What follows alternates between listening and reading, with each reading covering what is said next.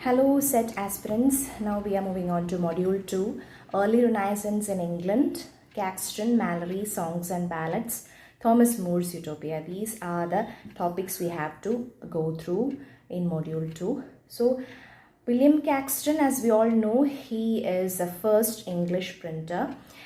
He set up a printing press in Westminster in 1476. He was born in 1422 and died in 1491, and he introduced mechanical printing to England.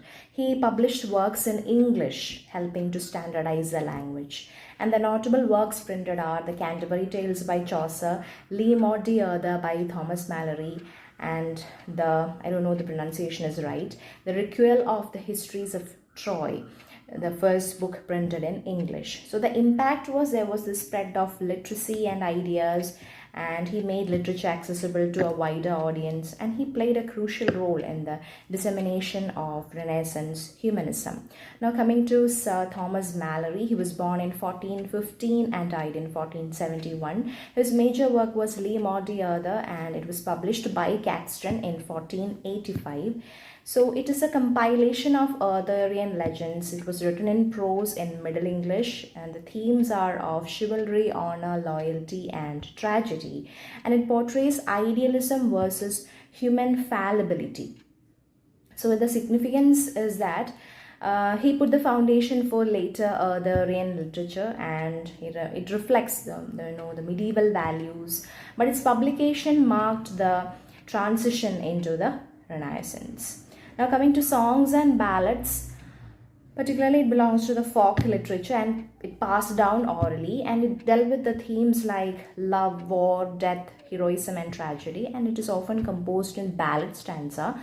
That means 4-line quatrains with alternating iambic tetrameter and trimeter. And the examples of songs and ballads are the Ballad of Chevy Chase, Lord Randall, Barbara Allen, etc. So it preserved the vernacular voice of the common people because it was passed down orally, that's why.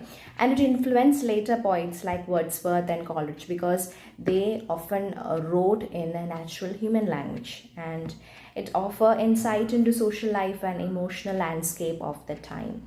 Now coming to the last topic, that is Thomas More's Utopia. It was published in 1516. It was originally written in Latin and translated into English later. It is a philosophical and political satire. It describes a fictional island where social, legal and political structures are based on reason and equality. And the themes dealt are ideal society versus real society, religious tolerance, communal living and education for all.